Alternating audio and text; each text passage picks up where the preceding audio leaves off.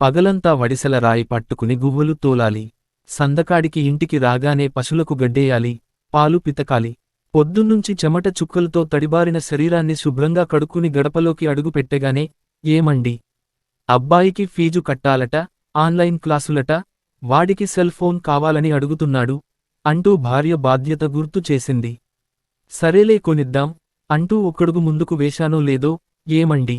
అమ్మాయికి పెళ్లి చేద్దాం, ఎన్నాళ్లని ఇంట్లో కూర్చోబెట్టుకుంటాం, ఆ పెళ్లిళ్ల పేరయ్యకు కబురు పెట్టండి, మంచి సంబంధం చూస్తాడు అంటూనే తుడుచుకోడానికి గుడ్డముక్క చేతిలో పెట్టింది భార్య రాజ్యలక్ష్మి. అలాగే చేద్దాం అంటూనే వెళ్ళి కంచం ముందర కూర్చున్నాను. ఆ పాపన్న లేడు. మీరు అలా బయటికి వెళ్లగానే వచ్చాడు.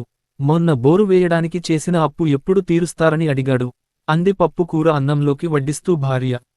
నేనేమీ మాట్లాడలేదు. అన్నం తినేసి వసారాలోకి వచ్చేశాను. అప్పు చేసి వేసిన పంట అంతో ఇంతో పండితే గడ్డి కూడా మిగలకుండా పోయింది.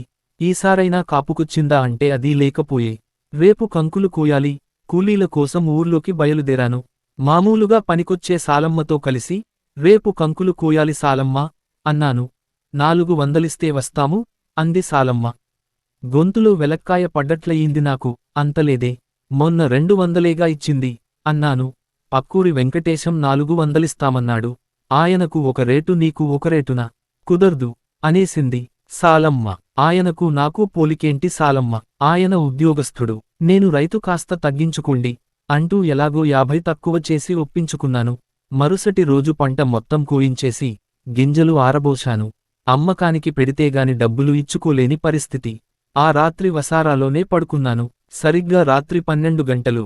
దక్షిణాదిలో మెరిసింది, ఉత్తరం ఉరిమింది. అంతే గుండె వేగం పెరిగింది. ఉన్నపళంగా భార్యను, కొడుకును లేపి గింజల కుప్ప దగ్గరికి పరుగుతో వెళ్లాము.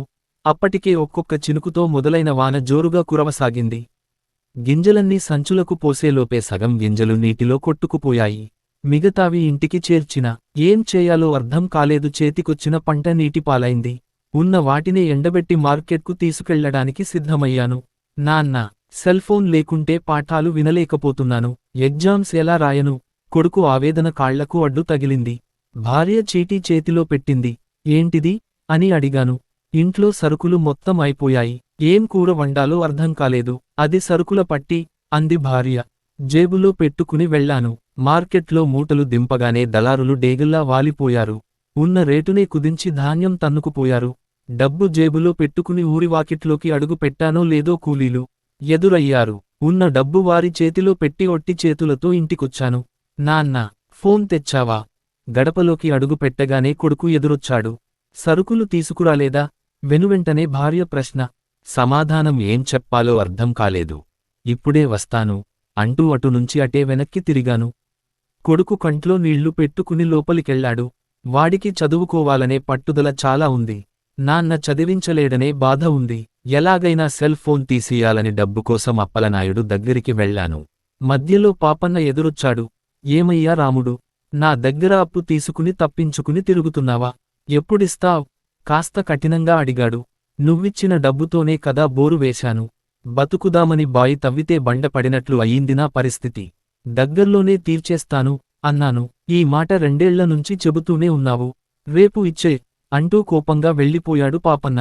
ఉన్నది కొద్ది పొలం, అందులోనే జీవనం. నీళ్లు పడితే పంట తీసి బతకవచ్చు. కూతురికి కొడుక్కి పెళ్లి చేయవచ్చన్న ఒక్క ఆశతో అప్పు చేసి 4 బోర్లు వేసినా ఫలితం లేదు. ఇలా అనుకుంటూనే అప్పలనాయుడు ఇంటి ఆవరణలోకి అడుగు పెట్టాను. నన్ను చూడగానే చుట్ట తాగుతున్న నాయుడు కుర్చీ నుంచి లేచి నిలబడ్డాడు. ఏమయ్యా రాముడు, బాగున్నావా అన్నాడు అప్పలనాయుడు. ఏం బాగులే నాయుడుగారు అంటూ వచ్చిన విషయానికి చెప్పాను. నాయుడు గట్టిగా నవ్వేశాడు. ఎందుకు నవ్వాడో అర్థం కాలేదు. ఇప్పుడు రైతుకు అప్పు ఎవరిస్తారు చెప్పు? ఆ కాలం పోయింది రాముడు. రైతుకు అప్పు ఇవ్వడం, మట్టిలో పూడ్చటం రెండూ ఒకటే. వ్యాపారస్తులకు రోజువారీ వడ్డీకి తప్ప ఇంకెవరికి అప్పు ఇవ్వడం లేదు. ఇక వెళ్ళొచ్చు అంటూ లోపలికెళ్లి మొహం మీదే తలుపు వేసేశాడు అప్పలనాయుడు. కళ్లల్లో నీళ్లు తిరిగాయి నాకు. తుడుచుకుని వెనక్కి తిరిగాను. తిన్నగా బజారులోకి అడుగుపెట్టాను. జనాలందరూ దిగుడు బావిగట్టు వైపు పరుగులు పెడుతున్నారు. ఏం జరిగింది అని ఒకరిద్దరిని అడిగితే సరైన సమాధానం చెప్పలేదు. నేను కూడా వెళ్లాను. బావి దగ్గర జనాలు గుంపుగా ఉన్నారు. ఆ గుంపులోంచి ఎవరో ఆడవాళ్ల ఏడుపు వినిపిస్తోంది. అక్కడున్న కొందరు నా వైపు అదోలా చూశారు. జనాలను తోసుకుంటూ మందుకెళ్ళి చూసేసరికి గుండె ఆగిపోయినంత పనైంది. కొడుకు చెట్టుకు విగత జీవిగా వేలాడుతున్నాడు.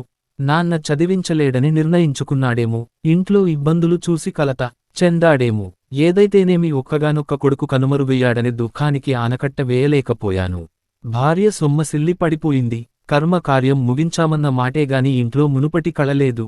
కష్టాలతోనే కాలం వెళ్లబుచ్చుతున్నాం. ఆ రోజు ఊరంతా జాతర చేస్తున్నారు. చేతిలో చిల్లిగవ్వలేదు. జాతర సంగతి దేవుడెరుగు. ఊర్లో అందరూ తునకలు తింటుండారు. అమ్మాయికైనా తీసుకురాండి అంది భార్య. పాత స్నేహితుడు రంగడి దగ్గరికి వెళ్తున్నాను. మధ్యలో రచ్చబండ దగ్గర సమావేశం పెట్టారు. చూద్దామని వెళ్లాను. రైతుల గురించి వారి కష్టాల గురించి సమావేశపు పెద్ద ఉపన్యాసం ఇస్తున్నాడు.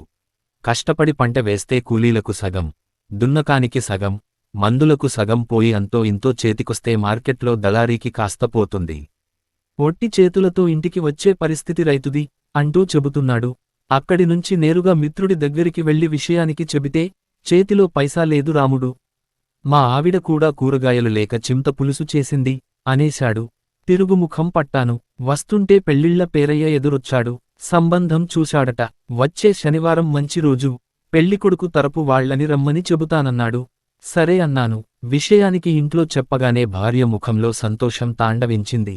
కావలసిన ఏర్పాట్లు అన్నీ చేసుకున్నాం. ఆ రోజు రానే వచ్చింది. అమ్మాయిని చూడ్డానికి అబ్బాయి తరపు వాళ్లు వచ్చారు. ఇల్లు, వాతావరణం, పద్ధతులు అన్నీ బాగా నచ్చాయి వాళ్లకు. వాళ్లేమో ఒప్పేసుకున్నారు. సంబంధం కుదిరిందని తెలియగానే గుండె కొంచెం బరువెక్కింది. ఇచ్చి పుచ్చుకోవడాలన్నీ మాట్లాడేసుకున్నాక కార్యం ఎలా ముగించాలా అని దిగులు పుట్టింది నాలో. పంట లేదు, ఆదాయం లేదు. ఇల్లు గడవడానికే ఇబ్బందిగా ఉంది. ఎలాగైనా అమ్మాయిని పెళ్లి చేసి పంపిస్తే తర్వాత సంగతి ఆలోచించవచ్చులే అని తిరిగి అప్పలనాయుడు వద్దకే వెళ్లి విషయానికి చెప్పాను. భూములు పెద్దగా రేటు పలకలేదు రాముడు. అందులో మీ భూమి రహదారికి దూరంగా ఉంది. ఇక ఎన్నేళ్లైనా ఆ భూమి రేటు 1,00,000కు మించి పెరగదు. ఆలోచించుకో అన్నాడు అప్పలనాయుడు. ఏ రేటైనా తప్పదు. ఒక రేటు నిర్ధారణ చేసి అగ్రిమెంట్ కాగితాలపై సంతకం చేసి కొంత పైకం తీసుకుని ఇంటికి వచ్చాను. భార్య బట్టలు ఉతుకుతూ కూర్చుంది బయట. విషయాన్ని తడబడుతూనే చెప్పాను. గుడ్లప్పగించి చూసింది నా వైపు. అమ్మాయికి పెళ్ళీడు దాటిపోయింది. చేయకపోతే సమాజంలో చులకన అయిపోతాం. తప్పదు, చేయాలి కదా అన్నాను. అలాగే చేద్దాం అంది. పొలం కొంత అమ్మేసి అమ్మాయికి పెళ్లి చేసేశాను. ఇప్పుడు ఇంట్లో ఇద్దరమే ఉన్నాం. మిగిలిన పైకంతో ఈ ఏట పంట పెడదామని నిర్ణయించుకున్నాం. అనుకున్న విధంగానే సకాలంలో వర్షం పడింది. నేలను చదును చేసి విత్తనం పూడ్చాను. 2 నెలలు తిరిగేసరికి పంట ఏపెత్తున పెరిగింది. నా సంతోషానికి అవధుల్లేవు. దిష్టి బొమ్మ కూడా పెట్టించాను. ఏరా రాము, అదృష్టవంతుడివి. పంట చాలా బాగుచ్చింది. అప్పులన్నీ తీర్చేసి సంతోషంగా ఉండు అన్నాడు నా చిన్ననాటి స్నేహితుడు రంగడు. నిజమే, ఈ ఏట ఎలాగైనా అప్పు తీర్చేయాలి మనసులో అనుకున్నాను. శ్రద్ధగా పని చేసి కలుపు తీయించాను. డబ్బు బాగానే ఖర్చు పెట్టాను. ఈ ఏటతో కష్టాలు తీరిపోతాయని నా భార్య సంతోషపడుతోంది. పంట కోత కోయించాను. నేలపై విరగ్గాసిన చెట్లను చూడ్డానికి ఊరాళ్లందరూ వస్తున్నారు. మన ఊరి పైన పంట నీదే. ఇలా పండితే ఇంకేముంది, రైతు బాగుపడిపోడు అంటున్నారందరూ. ఆ రోజు రాత్రి టీవీ చూస్తూ కూర్చున్నాను. 7 గంటల వార్తలు వస్తున్నాయి. బంగాళాఖాతంలో అల్పపీడన ద్రోణి కొనసాగుతోందని, రాగల 24 గంటల్లో భారీ వర్షాలు కురుస్తాయని వాతావరణ శాఖ తెలిపిందట. నేలపై చెట్లు నానిపోతే కాయ పనికి రాదు. పైగా ధర పలకదు. కాయలు ఇంటికి చేరాలంటే ట్రాక్టర్ సహాయం కావాలి. పొరుగురి రామంజికి ఫోన్ చేశాను. పని చేయలేదు. ఆ ఊరికి వెళ్ళక తప్పడం లేదు. రోడ్డు మార్గంలో ఆటోలు చాలా తక్కువ. ఎప్పుడు వస్తాయో ఎప్పుడు పోతాయో తెలియదు. అడ్డదారిలో నడిచి వెళ్తే 3 పర్లాంగుల దూరం. తెల్లవారుజామున లేచి బయలుదేరి వెళ్లాను. ఆ ఊరికి చేరేపాటికి అన్నం పొద్దు దాటిపోయింది. ఎలాగో రామంజిని కలిశాను. ట్రాక్టర్ దున్నకానికి వెళ్ళింది. మధ్యాహ్నం పైన వస్తుంది, రాగానే వెంటనే పంపిస్తాను అన్నాడు. ఉన్నది. అదొక్కటే సరే అనక తప్పలేదు. ఒకప్పుడు 4-5 ట్రాక్టర్లు ఉండేవి. వర్షం లేక బోర్లు చెరువులు ఎండిపోగానే అవి అమ్మేసి బతుకు తెరువు కోసం పట్నం వెళ్ళిపోయారు. నేను ఇంటికి బయలుదేరాను. 1/2 పర్లాంగు దాటానో లేదో తూర్పు దిక్కు నుంచి మేఘాలు కమ్ముకుచ్చాయి. ఒక్కొక్క చినుకు పడటం మొదలైంది. దిగులుతో ఇంటికి ఫోన్ చేశాను. భార్య ఎత్తి, ఇక్కడ వర్షం రాలేదు అని చెప్పగానే అమ్మయ్య అనుకుని కాస్త ఊపిరి పీల్చుకున్నాను. వర్షం జోరందుకుంది. వడిసెల రాళ్లతో కొడుతున్నట్లు గాలివాన ఎక్కువైంది. నడవడానికి కాలేదు. పక్కనే ఉన్న చెట్టు కింద తల దాచుకున్నాను.